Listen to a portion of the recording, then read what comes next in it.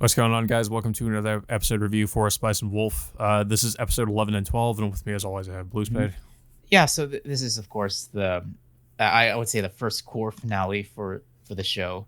I guess the more faithful adaptation of of the light novels. Uh, yeah, like I mentioned in other reviews that it still more or less plays out with how the first core of the original series ended.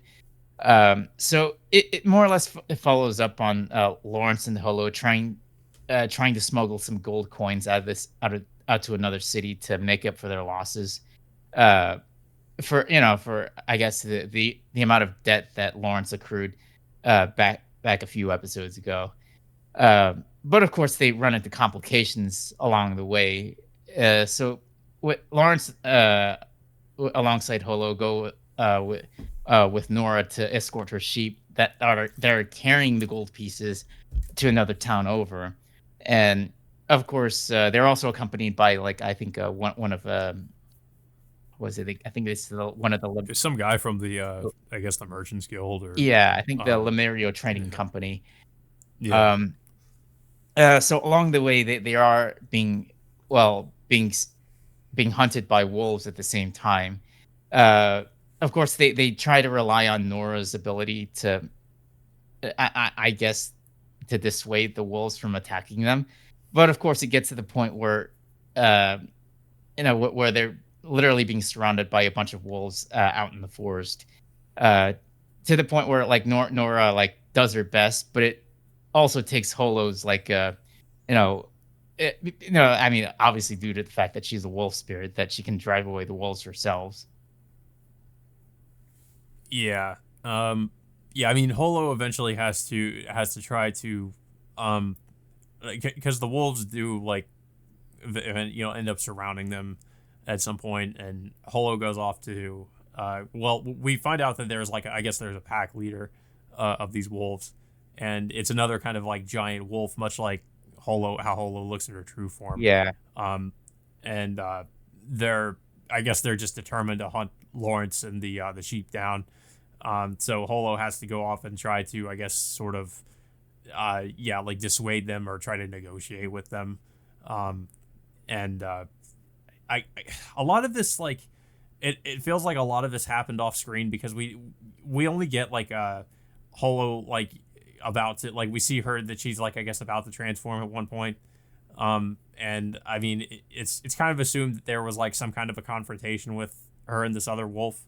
um but we only really find out, I guess, like, what happened with that, and I think in the next episode, um where Holo basically, like, says that uh she I what she said, like, I don't know if, like, she said she had to, like, give in to their demands, or like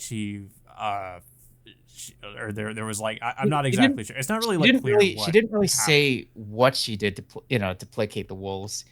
Uh, Yeah. but of course, like what happens when she was trying to negotiate with the wolves, Lawrence gets unexpectedly assaulted by by a separate group of smugglers that are looking to escort the gold themselves.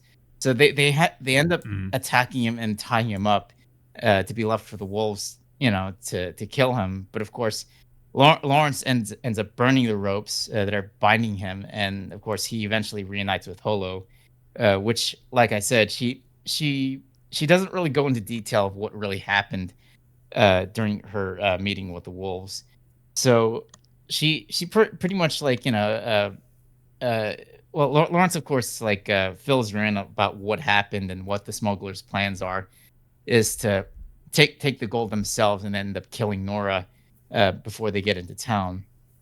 So Holo takes it upon herself to pretty much go after these smugglers by of course transforming into her wolf form. Uh, and of course, this leads into the next scene in which she pretty much like just runs towards smugglers and just basically just takes them down one by one. Yeah. Um and then there's like a part where, there's like a part where, like, Holo is like having, I guess, a standoff with the sheepdog. Um, and Lawrence is like trying to figure out what to do to to try to stop her. Um, and we see, like, I guess Lawrence has a vision of what could happen if he doesn't stop her. Uh, that, he would just end up killing the dog, and possibly even killing Nora. Yeah. Um, But, so before fortunately, she doesn't do that. Instead, she jumps over them and ends up, attacking, what was it? The businessman from the Lemuria, trading company. Initially, like, I mean, Lawrence does initially think that, she was about to kill him, but Holo decides, to spare this guy. And, of course, Lawrence negotiates with this guy to, I guess, to use the gold procure, as a way to, to make up their, I guess, to make up for the profits that he lost in, several episodes ago. yeah. So now I guess technically his debt isn't, his I guess, cleared in a way. Mhm. Um, so yeah, he ends up reuniting with Holo, and as well as Nora. And it just uh Holo and him, like, also have like a bit of another, like, I guess you'd say, like, a bonding moment between them, where it does seem like their relationship has developed quite a bit. Um, but and that's kind of how the episode ends, and I guess, like, that's technically like the ending of the first core of the season. Yeah. Um, Yeah, but yeah, yeah, it was an interesting scene. Well, like you mentioned, that they're having that bonding moment in which Holo asked Lawrence on who he was trying to call out to during that oh yeah, confrontation.